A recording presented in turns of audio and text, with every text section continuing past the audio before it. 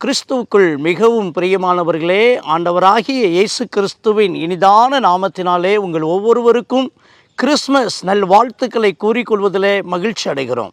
தேவனாகிய கர்த்தர் உங்களையும் உங்களுடைய குடும்பத்தையும் மென்மேலும் ஆசீர்வதிப்பாராக என்று சொல்லி மனதார வாழ்த்துகிறோம். பிரியமானவர்களே, இந்த நாளிலே நம்முடைய தியானத்திற்காக தெரிந்திருக்கிற தேவனுடைய வார்த்தை ஏசாயா தீர்க்க தரிசன புஸ்தகம் 6ஆம் அதிகாரம் அதன் 6வது வசனத்தை வாசிக்கிறேன், கவனியுங்கள்.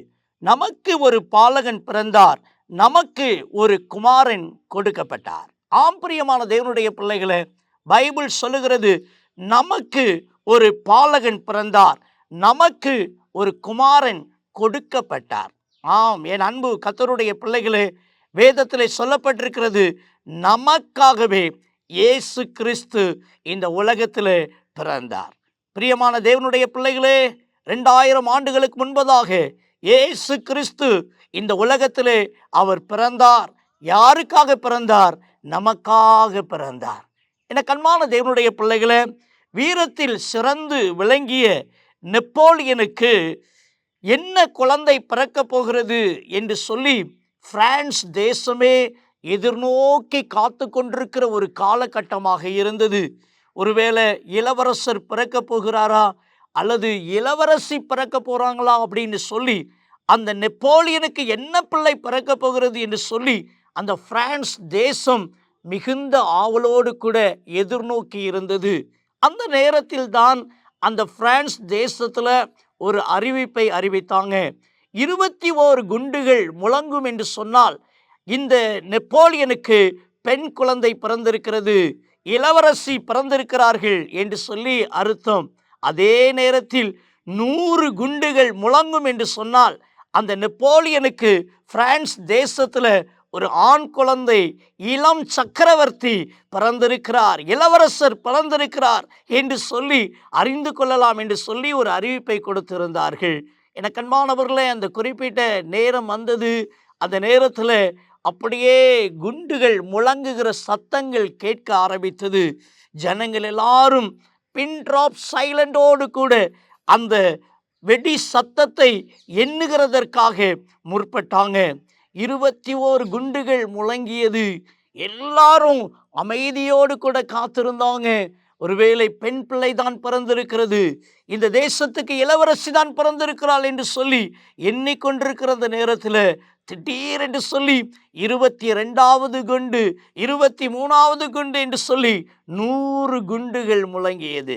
ஆமேன். அன்புக்குரிய தேவனுடைய பிள்ளைகளை, அந்த 100 குண்டுகள் முழங்கிய அந்த சூழ்நிலையில் அருமையான அந்த வீரத்தில் சிறந்து விளங்கிய நெப்போலியனுக்கு மிக அழகாக, என் அன்புக்குரிய தேவனுடைய பிள்ளையே, ஒரு அழகிய ஒரு ஆண் குழந்தை பிறந்தது, ஒரு இளம் சக்கரவர்த்தி பிறந்தார்.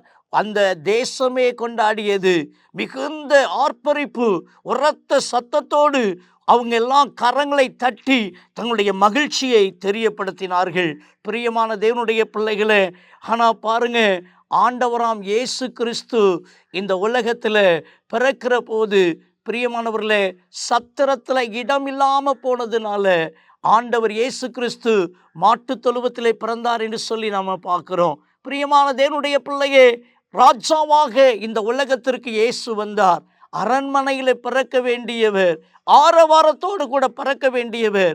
ஆனால் மிகுந்த தாழ்மையோடு கூட, எந்த ஒரு ஆர்ப்பரிப்பும் இல்லாமல், எந்த ஒரு ஆடம்பரமும் இல்லாமல், மிகுந்த தாழ்மையோடு கூட அவர் மாட்டுத் தொழுவத்தில் பிறந்தார். ஆமேன். அன்புக்குரிய தேவனுடைய பிள்ளைகளை, பின் நாட்களில் பார்த்தீங்கன்னா அந்த நெப்போலியனுடைய வாழ்க்கையில் பார்த்தீங்கன்னு சொன்னால் யுத்தத்தின் நிமித்தமாக அவர் மிகவும் பின்தங்கி போய்விடுகிறார்.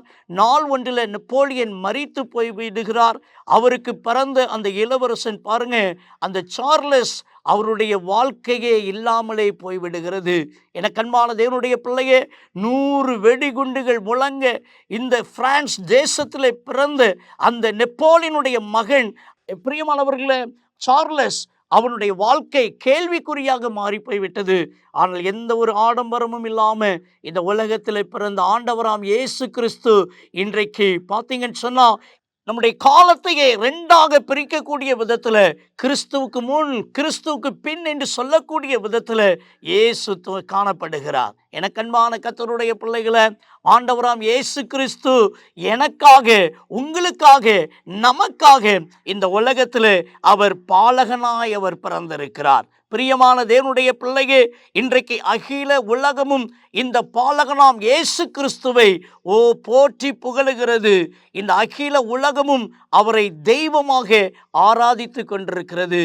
பிரியமானவர்களே, அவர் நமக்காக இந்த உலகத்தில் அவர் பிறந்திருக்கிறார். ரோமரின் புஸ்தகம் 8வது அதிகாரம் அதில் 32வது வசனம் சொல்லுகிறது, தம்முடைய சொந்த குமாரன் என்று கூட பாராமல் பிதாவாகிய தேவன் இந்த உலகத்திற்கு இயேசுவை அனுப்பினாராம், இயேசுவை கொடுத்தாராம். பைபிள் சொல்லுகிறது நமக்காக, நமக்காக.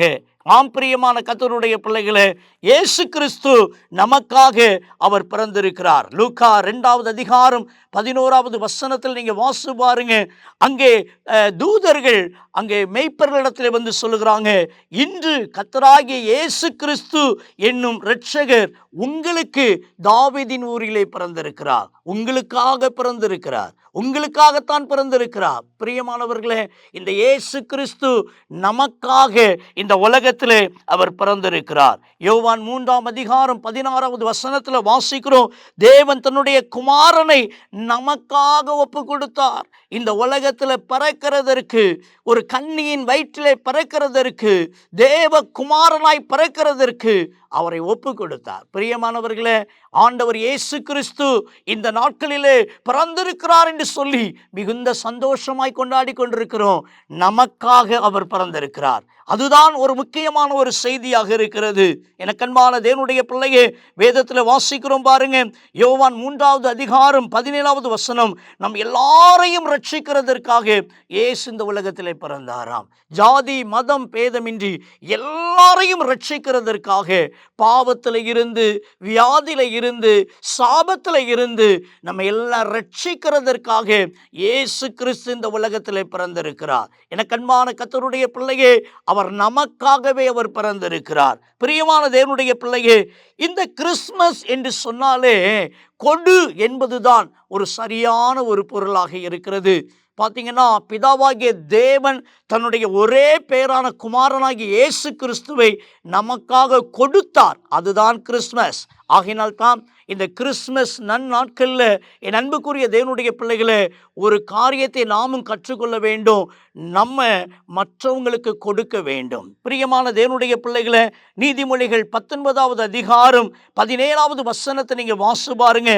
ஏழைக்கு இறங்குகிறவன் கர்த்தருக்கு கடன் கொடுக்கிறான், அவன் கொடுத்ததை அவர் திரும்ப கொடுப்பார் என்று சொல்லி வேதத்திலே வாசிக்கிறோம். இந்த பண்டிகை நாட்களில் நம்ம ஏழை எளியவங்களுக்கு நாம் கொடுக்கும் போது அது ஆண்டவர் நமக்கு திரும்ப தருவார். இந்த நாட்களில் பிரியமான தேவனுடைய பிள்ளைகளே, பிதாவாகிய தேவன் தன்னுடைய குமாரனை நமக்கு கொடுத்தார். ஆகையினால இந்த பண்டிகை காலத்தில் நம்மளால் இயன்ற காரியத்தை ஏழை எளிய மக்களுக்கு நாம் கொடுக்க அழைக்கப்படுகிறோம். இந்த பண்டிகை நாட்களில் நல்ல ட்ரெஸ் எல்லாம் நீங்கள் உடுத்தி கொண்டிருக்கலாம். ஒருவேளை என் அன்பு தேவப்பிள்ளையை காஸ்ட்லியான ட்ரெஸ்ஸை நீங்கள் உடுத்தி கொண்டிருக்கலாம். ஒரு ஏழை எளியவங்களுக்கு, உங்களோடு கூட படிக்கிற பிள்ளைங்களுக்கு, உங்களோடு கூட வேலை பார்க்குறவங்களுக்கு, உங்கள் வீட்டில் வேலை செய்கிறவங்களுக்கு ஒரு புத்தாடை வாங்கி கொடுத்தீங்களா?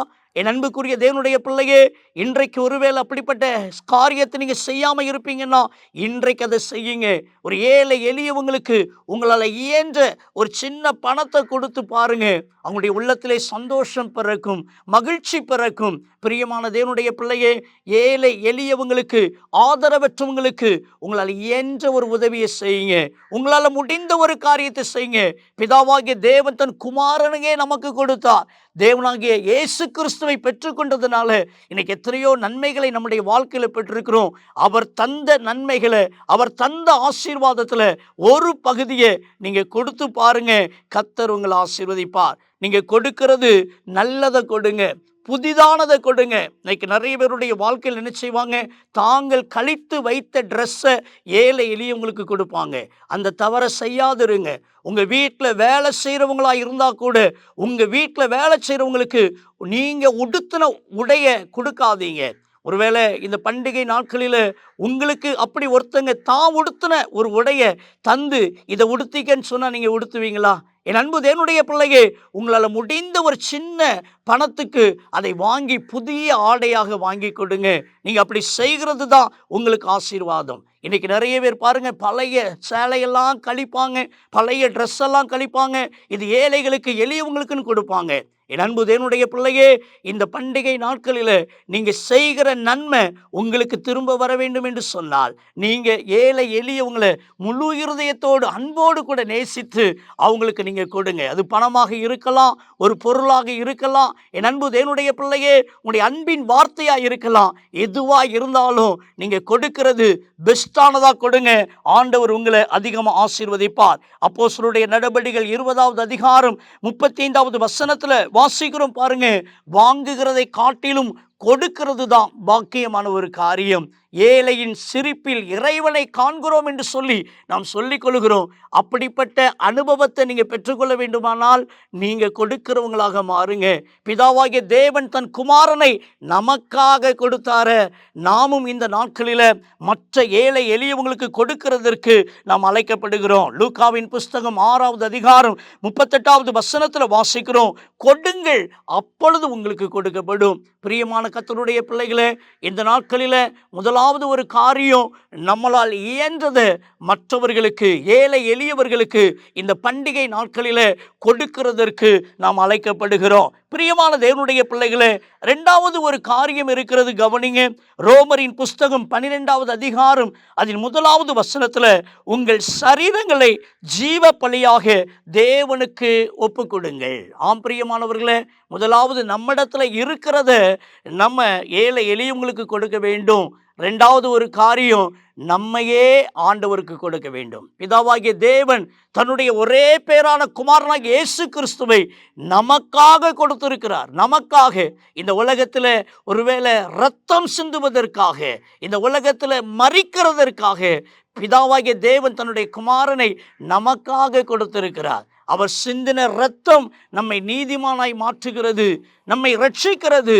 ஆகையினால இந்த நாட்களில் அவர் தன்னுடைய குமாரனை நமக்கு கொடுத்ததுனால நம்முடைய வாழ்வை அவருக்கு ஜீவ பலியாக கொடுக்கிறதற்கு நாம் அழைக்கப்படுகிறோம். பிரியமான தேவனுடைய பிள்ளைகளே, ரோமரின் புஸ்தகம் 6வது அதிகாரம் அதன் 19வது வசனத்தை வாசிக்கிறோம்.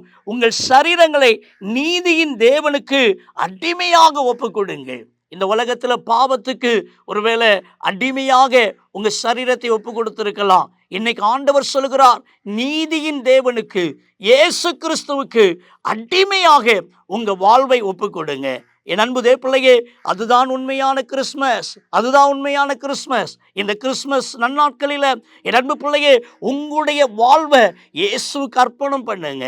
உங்களுடைய வாழ்க்கையில் ஒருவேளை என்னென்ன காரியத்துக்கு அடிமைப்பட்டு கிடக்கிறீங்களோ அந்த அடிமைத்தனத்திலிருந்து ஒரு விடுதலையை பெற்றுக்கொண்டு இயேசுவுக்கு அடிமையாய் வாழுங்கள். ஒரே ஒரு வாழ்க்கை, அது இயேசுவுக்காக வாழுங்கள். என் அன்பு வாலிப தம்பி, வாலிப தங்கச்சி, என் அன்பு அம்மா, ஐயா, இன்றைக்கு கர்த்தர் உங்களோடு கூட பேசி கொண்டிருக்கிறார்.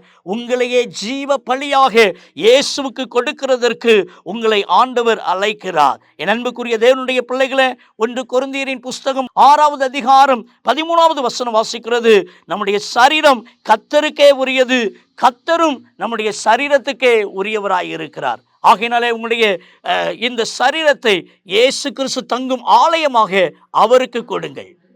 பிரியமான கர்த்தருடைய பிள்ளைகளை, இந்த நாட்களிலும் உங்களுடைய வாழ்வை கர்த்தருக்கு நீங்க ஒப்பு கொடுப்பீங்கன்னு சொன்னா, இயேசு வந்து தங்கக்கூடிய ஒரே ஒரு இடம் அந்த முக்கால் அவுன்ஸ் இருதயம்தான். அந்த இருதயத்தில் அவர் வருவார். அவர் வந்து விட்டால் உங்களுடைய வாழ்க்கை ஆசீர்வாதமாய் மாறிவிடும். இன்றைக்கும் இந்த கிறிஸ்மஸ் நன்னாட்களில் முதல் காரியம், நம்மிடத்தில் உள்ளதை மற்றவர்களுக்கு நாம் கொடுக்க வேண்டும். இரண்டாவது காரியம், நம்முடைய வாழ்வை, நம்முடைய சரீரத்தை, நம்மை ஆண்டவருக்கு நாம் ஒப்பு கொடுக்க வேண்டும். அப்படி நீங்கள் கொடுக்கும்போது ஆண்டவர் உங்களை ஆசீர்வதிப்பார். ஒரு வினாடி ஜெபிப்போமா? கிருபையும் அன்பு நிறைந்த எங்கள் அன்பின் பரலோக பிதாவே, உம்முடைய ஒரே பெயரான குமாரனாகிய இயேசு கிறிஸ்துவை நீர் எங்களுக்காக இந்த உலகத்தில் கொடுத்ததற்காக உமக்கு கோடி கோடி நன்றி செலுத்துகிறோம் அப்பா. இந்த கிறிஸ்மஸ் பண்டிகை நாட்களிலேயும் தேவனாகிய கர்த்தாவே, இன்றைக்கு கொடுக்க வேண்டும் என்று சொல்லி 2 காரியங்களை நீர் வலியுறுத்தி இருக்கிறீர் ஆண்டவரே. எங்களிடத்தில் உள்ளதை மற்றவர்களுக்கு, ஏழை எளியவர்களுக்கு, ஆதரவற்றவர்களுக்கு நாங்கள் கொடுக்க வேண்டும் என்று சொல்லியிருக்கிறீங்கப்பா. அது மாத்திரமல்ல, எங்களுடைய சரீரத்தையே ஜீவ பலியாக இயேசுவுக்கு கொடுக்க வேண்டும் என்று சொல்லி உம்முடைய வார்த்தையை வெளிப்படுத்தியிருக்கிறீர் ஆண்டவரே. இந்த வார்த்தையை கேட்டுக்கொண்டிருக்கிற உம்முடைய பிள்ளைகளை நீர் ஆசீர்வதிக்க வேண்டுமாய் நான் செபிக்கிறேன். உம்முடைய கிருபையின் கரத்தில் ஒப்பு கொடுத்து செபிக்கிறோம். கர்த்தருடைய ஆவியானவர் நீர் ஆசீர்வதிப்பீராக. உம்முடைய பிள்ளைகள் மீது உம்முடைய கிருபை நிறைந்த கரத்தை நீர் வைக்கும்படிக்கு நான் செபிக்கிறேன். இயேசு கிறிஸ்துவின் நாமத்தில் செபிக்கிறோம் எங்கள் ஜீவனுள்ள நல்ல பிதாவே. ஆமென், ஆமென். பிரியமான கர்த்தருடைய பிள்ளைகளே, ஆண்டவராகிய இயேசு கிறிஸ்துவின் நாமத்தில் உங்களுக்கு என்னுடைய அன்பான கிறிஸ்மஸ் நல் வாழ்த்துக்களை காமா ஊழியத்தின் சார்பாக தெரிவித்துக் கொள்கிறதிலே மகிழ்ச்சி அடைகிறோம். தேவனாகிய கர்த்தர் உங்களையும் உங்களுடைய குடும்பத்தையும் மென்மேலும் ஆசீர்வதிப்பாராக என்று சொல்லி மனதார வாழ்த்துகிறோம். Happy Christmas, happy Christmas.